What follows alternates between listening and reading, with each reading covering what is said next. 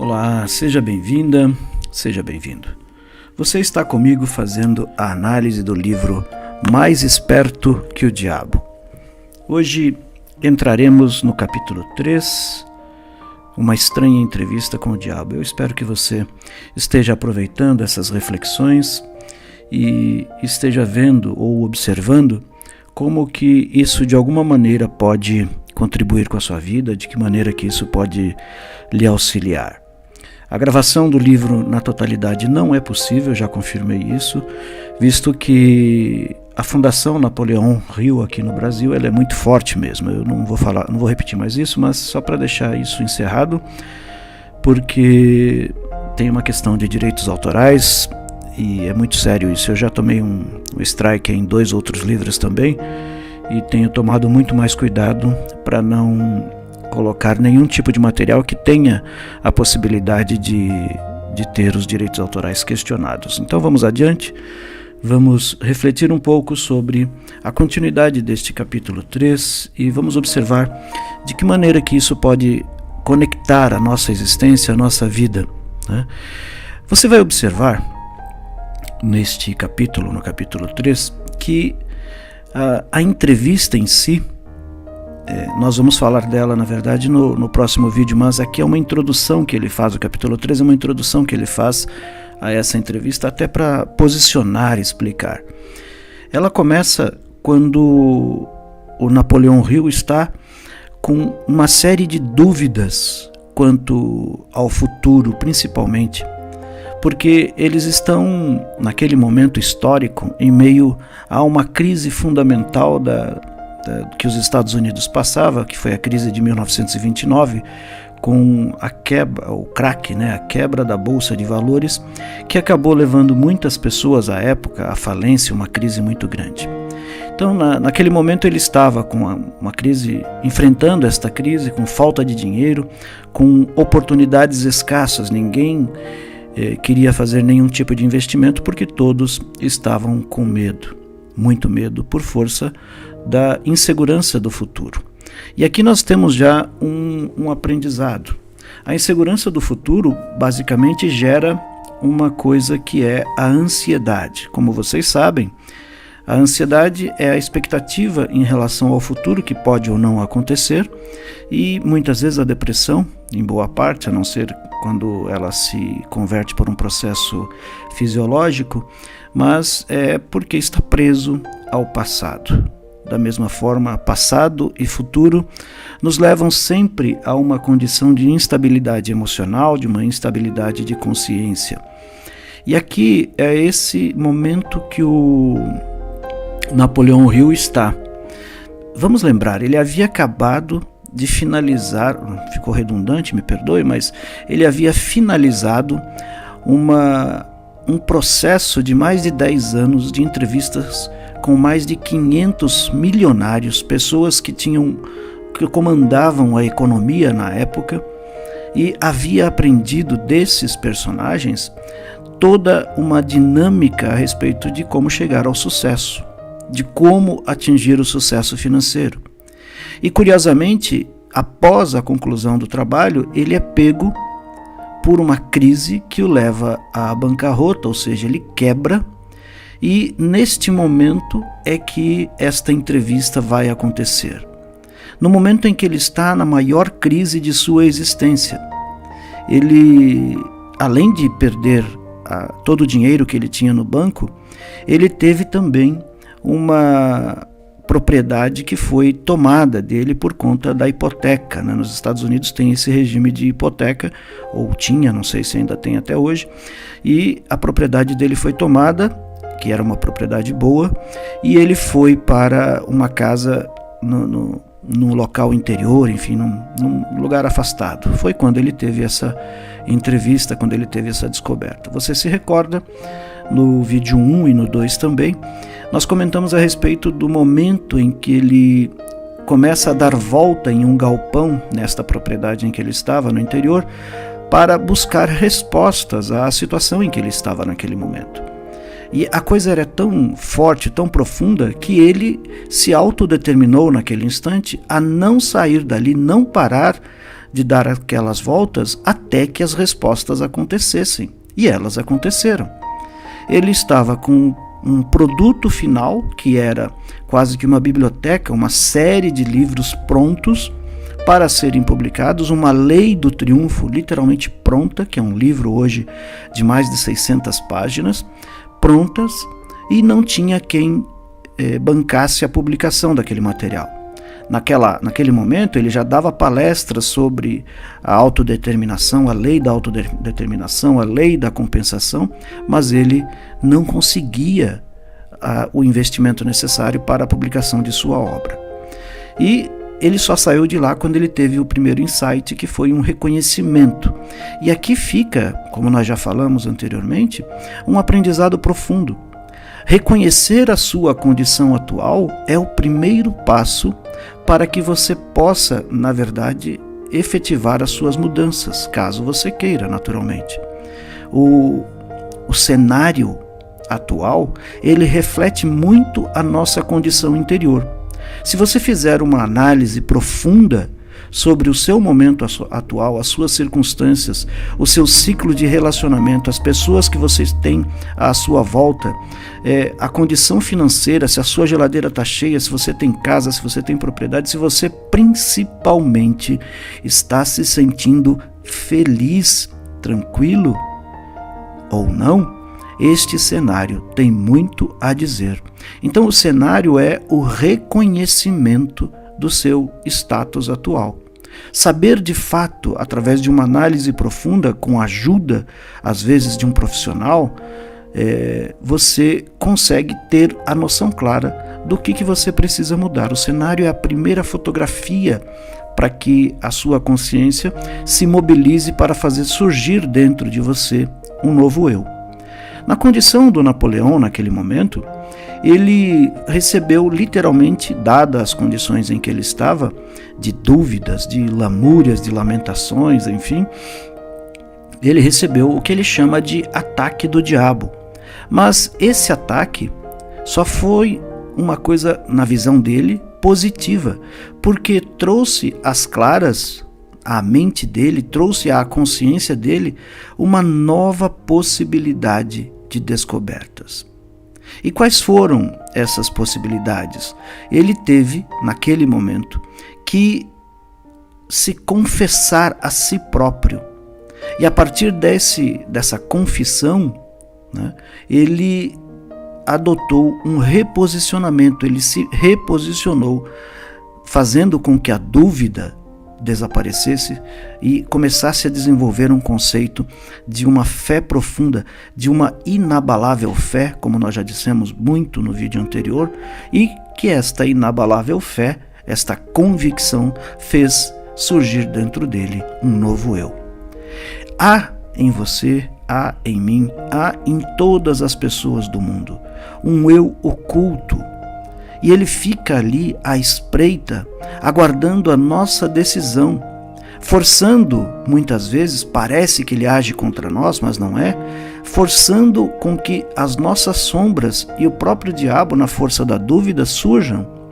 Para quê? Para que nós possamos questionar a nossa condição atual, para que nós possamos olhar para ela e, a partir desta condição atual, possamos traçar um novo modelo de vida, um plano de metas, uma condição diferenciada para o nosso futuro. Reavaliando inclusive as nossas amizades, reavaliando as nossas posturas perante tudo o que está colocado. No momento daquela crise que Napoleão enfrentava, veja que curioso, num mundo escasso, num mundo baseado no medo, no medo da pobreza, como ele coloca, ele, com um produto que poderia criar potenciais melhoras na vida das pessoas, não conseguia enxergar o grande produto que ele tinha em suas mãos, dado o momento em que ele se encontrava. E é muito curioso isso, ele vai falar um pouquinho mais adiante como é que isso se resolve. Mas todos os seres humanos naquele momento estavam concentrados no modelo abjeto de medo da pobreza. E, como nós já vimos, o medo é o grande limitador da nossa existência. ele coloca em dúvida as nossas potencialidades, ele coloca em dúvida as nossas capacidades e não consegue fazer enxergar que na crise, nas maiores crises que nós enfrentamos, na maioria das vezes surgem as grandes oportunidades, demonstram-se as grandes oportunidades. Quando você se encontra numa crise profunda, se você se retirar, se recolher, melhor dizendo, se afastar um pouco da situação, conseguir olhar a situação em perspectiva, como se fosse um agente externo, você tem a oportunidade de colocar em prática toda a teoria, todo o aprendizado que você teve ao longo da sua vida. Mas é preciso um afastamento e muitas vezes a ajuda de alguém que possa fazê-lo olhar aquela situação com uma nova visão, com uma perspectiva diferente. Foi esse, na verdade, o grande teste de Napoleão Hill naquele momento. Ele, com um produto que poderia oferecer um ensinamento sobre autodeterminação para as pessoas, e ele olha para aquilo e teve a oportunidade de colocar em prática toda a teoria que ele desenvolveu ao longo de sua vida, testar todos os conhecimentos adquiridos. Ele teve, através de Andrew Carnegie, uma oportunidade de ouro que foi entrevistar mais de 500 pessoas milionárias, bilionários de sua época, adquirir o conhecimento dessas pessoas, sistematizar este conhecimento, e não tinha ainda, naquele momento, colocado em prática. Aqui, diante desta crise de 1929, quando o mundo inteiro sofreu os impactos do crack da Bolsa Americana, ele é colocado numa condição fortíssima para testar tudo aquilo que ele havia aprendido. E não foi um teste baseado apenas em teoria.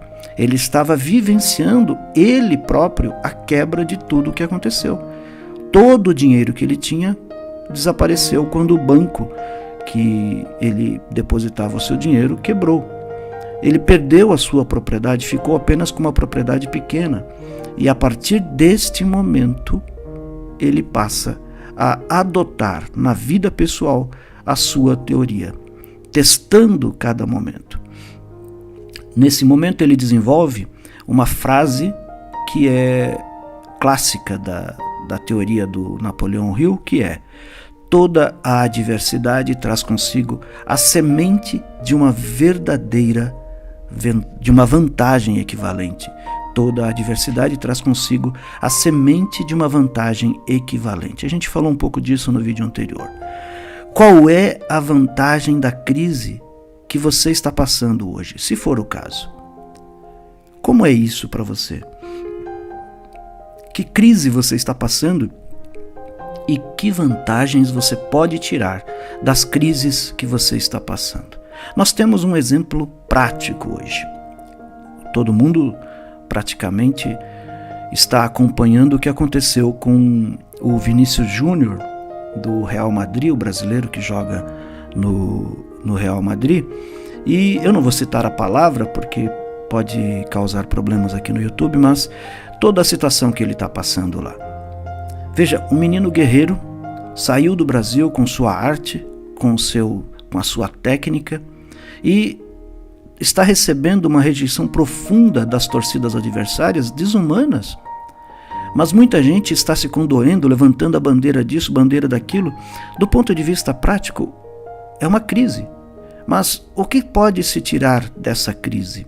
Pode-se tirar que neste momento todo este assunto venha à tona e de fato tomem-se decisões práticas objetivas para que esta condição não aconteça mais. Para que isto seja banido da consciência humana definitivamente, apesar de uma divisão mental de um lado ou de outro, não vamos entrar neste mérito, mas faz com que crie-se possibilidades de se eliminar esta situação. Então, desta crise gerada, há a possibilidade de se tirar algo positivo. E na sua vida, qual é a vantagem de uma crise eventual que você está passando? Do meu lado, eu enfrentei ainda este ano de 2023, situações que eu de verdade não imaginava que eu voltasse a tê-las, porque eu já tive isso há um ciclo de 11 anos atrás. E acabei enfrentando, mas com uma tranquilidade, com uma serenidade de quem já havia passado por isso antes. E que, de certa maneira, eu fiquei cascudo, vamos assim dizer. E a serenidade e a convicção de que esta fase, esta circunstância, esta situação, ela iria passar, como de fato está passando e já está praticamente no seu desenlace final. É isso que nós devemos olhar. A situação, na forma como ela é apresentada, gera um aprendizado. Se eu entrar numa condição de busca, de compreensão daquilo que está acontecendo comigo, se você gerar com você uma condição de busca, de aprendizado, de tentar compreender o que está acontecendo no seu momento e não colocar a responsabilidade da sua situação nas outras pessoas e cuidar da sua vida e parar de cuidar da vida de outras pessoas, de tentar se posicionar e jogar a responsabilidade para outros e trazer para si a responsabilidade de mudar aquilo que é teu, certamente você vai encontrar a solução. Voltando ao Napoleão, veja que naquele ponto ele havia sentido que a coragem estava perdida, a sua coragem estava perdida, que a iniciativa, ou seja, o seu poder de iniciativa estava desmoralizado, que o seu entusiasmo estava enfraquecido. E para piorar, o que ele sentia era uma vergonha muito profunda, pois ele havia criado uma filosofia de autodeterminação e não conseguia aplicar no seu cotidiano, na sua própria vida, aquilo que ele ensinava. Tudo aquilo que ele estava ensinando estava paralisado pela indecisão que ele tomava naquele momento. É muito profundo isto, nós já falamos um pouquinho, mas vamos repetir, porque o aprendizado, os estudos que nós fazemos, eles precisam tomar vida no nosso cotidiano. Que nós possamos colocar em prática tudo aquilo que nós estudamos, que nós lemos e que nós ouvimos. Ele, enquanto lutava com o seu estado de confusão, recebe, simbolicamente ou não, a visita do diabo. O diabo estava dançando diante dele de felicidade, diante de toda esta confusão que ele vivenciava. A grande questão é que o diabo não sabia. Os inimigos dele, do diabo, também estavam trabalhando. E vamos compreender a palavra inimigos neste momento. Não se trata aqui de inimigo no sentido de ser contra, mas aqui é a nossa consciência, Deus, no mais profundo do nosso ser, agindo para que nós possamos desenvolver em nós aquilo que nós temos de principal, que é a essência do divino que já existe em nós. Se você está acompanhando a leitura do livro Ser, você vai observar que Ramana fala muito a respeito disso, sobre esta inteligência divina que existe em nós. Na verdade, quem fala é Napoleão Hill, mas no livro Ser, Ramana fala da essência do divino que existe em nós. Esta potência, esta força individual que nos tornam imparáveis diante das adversidades. As adversidades servem para trazer à tona, trazer para fora aquilo que de mais verdadeiro, de mais profundo, de mais real nós temos, que é a essência divinal, a essência do amor divino agindo em nós. Quando o diabo dança de felicidade porque a pessoa está numa condição ruim, do outro lado há um conjunto de fatores agindo para que nós possamos tomar consciência daquilo que de fato nós somos. E basta com que você levante a cabeça, muitas vezes, às vezes o esforço não é tão grande, basta que nós possamos levantar a cabeça e observar um fio de luz e se apossar desse fio de luz de tal maneira que a nossa vida muda drasticamente a partir daí. É esta força, é este anseio que Napoleão Hill descobriu quando teve esses insights dessa entrevista. Nesta entrevista, como ele coloca, a natureza da força que ele havia se privado, que era a iniciativa e a coragem, foi revitalizada. No momento em que ele se encontra com suas sombras internas, ele descobre que estava guardado dentro de si próprio a essência da sua verdadeira criatividade, que era a iniciativa e a coragem. A partir daí, ele se apropria daquilo que ele denomina de mente mestra ou mastermind, que nada mais é do que uma coordenação harmoniosa de duas ou mais mentes trabalhando para um mesmo objetivo. Muitas vezes, no casulo em que nós nos colocamos, e eu digo nós nos colocamos com a convicção de quem entrou nesse casulo e já saiu dele, nós nos colocamos, nós não enxergamos ao nosso lado a mínima possibilidade de ajuda, porque nós trabalhamos, como o próprio Napoleão diz, como lobos solitários, como pessoas que devem trabalhar sozinhas, mas isto é impossível se você quer avançar na sua carreira, no seu desenvolvimento pessoal, no seu desenvolvimento afetivo, no seu caminhar em busca do seu sucesso, através de uma filosofia de autodeterminação, você vai precisar se aliar a pessoas. No livro Ser, você já ouviu várias vezes Sri Krishna dizer que é preciso ouvir e se associar aos mestres. Entregar aos mestres todos os problemas que você tem.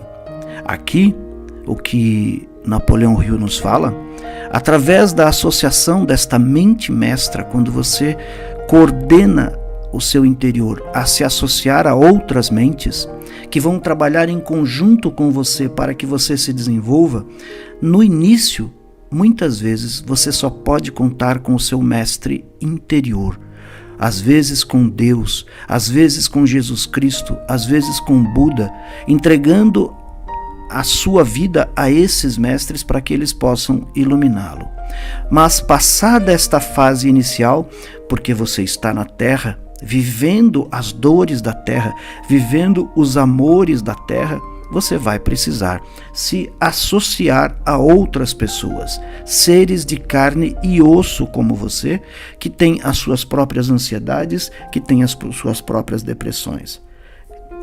É neste momento que você pode descobrir que você precisa confiar nas pessoas, mas antes de tudo confiar em si próprio, na sua capacidade de inspirar outras pessoas a agir a seu benefício próprio e, naturalmente, a benefício delas. Foi o que aconteceu com Napoleão quando ele descobre, através desse conceito da mente mestra, que ele descobre que havia falhado neste foco, ou seja, envolver outras pessoas e buscar auxílio de outras pessoas. E passou a colocar, de fato, o foco, o direcionamento, o norte na primeira filosofia de sucesso individual para o mundo. Ele estava entregando para o mundo e fez com isso milhares de pessoas milionárias, pessoas que se envolveram através deste conhecimento, através desta busca, através de um desenvolvimento pessoal, na administração pessoal do seu próprio sucesso. Ele deixou de trabalhar como um lobo solitário. Pediu ajuda. A você eu digo, peça ajuda. Não importa quantas vezes você precise fazer isso. Não importa quantos nãos você receba. Mas conte principalmente com a sua capacidade de agir. Peça ajuda hoje, peça ajuda amanhã e se entregue para também ajudar outras pessoas. Sempre há alguém que você pode ajudar, não importa a condição em que você se encontre hoje. Eu espero que isso tenha ficado digerível, né? Vamos assim dizer, não sei nem se essa palavra existe, mas espero que isso tenha contribuído com você. No finalzinho deste capítulo, antes de entrar na entrevista, o Napoleão ele faz uma análise prática objetiva, né, dessa entrevista. Ele questiona, muitas pessoas vão colocar isso em xeque. Será que esta é uma entrevista de fato? Ou seja, trata-se de um encontro real com o diabo ou um encontro imaginário? Ele vai dissertando sobre isso e ele diz que ela tem algumas informações que são úteis para o nosso cotidiano, para as pessoas que estão tentando encontrar o seu lugar no mundo, dada a profundidade com que os temas são tratados. Ele não desenvolveu a menor preocupação a respeito desse encontro, se ele era real ou se ele era imaginário. A questão é que, na forma como tudo aconteceu, através de uma criatividade ou através de um encontro real, ele conseguiu trazer uma sabedoria profunda para o mundo e colocando esta personagem como alguém que estava se submetendo ao ser humano que naquele momento havia se autodescoberto. Não há poder do opositor sobre você quando você adquire a autoconsciência. Quando você desenvolve em si próprio o poder sagrado de tomar consciência e de tomar posse daquilo que você é, um ser divino. Nós temos esses exemplos práticos na Bíblia, por exemplo, quando o próprio Cristo no deserto, quando foi durante 40 dias jejuar e se colocar em xeque, ele também foi tentado. Mas ali, no poder e na posse que ele havia adquirido sobre a sua própria consciência, ele deixa muito claro que não se pode tentar o Senhor. E o Senhor vive dentro de cada ser humano, ainda que oculto, o Senhor, Deus, o Altíssimo, vive dentro de cada ser humano. Se você não é religioso, se você não tem nenhuma religião como base fundamental para as suas concepções filosóficas e religiosas, mas entenda que dentro de si próprio há um ser maior que, quando absorve a sabedoria, quando absorve o conhecimento próprio de si próprio, não poderá ser molestado por qualquer energia ou por qualquer pessoa deste ou de qualquer outro mundo. Ele coloca isso de uma maneira muito clara e, com sua objetividade, ele deixa isso patente quando ele diz, através da própria opinião, que ele acredita que este personagem realmente é quem ele diz. Numa experiência pessoal, quando eu finalizei o meu livro Porões do Inconsciente, naquele livro eu também faço um exercício de encontro com as minhas sombras interiores. E neste momento eu ainda não havia lido este livro. Isso foi há 8 anos. A experiência de ver surgir na minha consciência, do meu próprio inconsciente, a sombra acusatória que demonstrava todos os meus aspectos de fraqueza, de insucesso naquele momento, naquela oportunidade, me tornaram mais forte, mais direcionado. Mas eu tive que aceitar naquele momento, reconhecer originalmente todos os meus medos, todas aquelas fraquezas que se colocavam no meu caminho, todos os desacertos, os desencontros que eu tive com pessoas, e eu coloquei isso tudo à prova para que eu pudesse compreender que dentro de mim havia sim um ser divino trabalhando para o meu melhor desempenho no cotidiano. Se confrontar, buscar em si as respostas diante das crises na forma como elas se apresentam, às vezes, ou quase sempre, é a grande solução de nossa vida. Eu espero que este texto tenha contribuído. Naturalmente é uma visão pessoal, deixe aí os seus comentários. a respeito deste tema, se faz sentido, se devemos continuar com esta análise e, se tudo se encaminhar corretamente, no próximo vídeo nós começaremos a analisar a entrevista propriamente dita, tema a tema, para que nós possamos nos aprofundar cada vez mais aqui. Eu agradeço a sua presença no canal, curta, deixe o seu comentário. Se você não é inscrito no canal, inscreva-se, faz essa gentileza para mim e vamos adiante. Um beijo no coração de vocês, que a luz do Cristo harmonize-se cada vez mais e você possa estar na sua jornada de autodescoberta, de autoconfiança, de busca pelas suas próprias respostas. Paz profunda e até breve.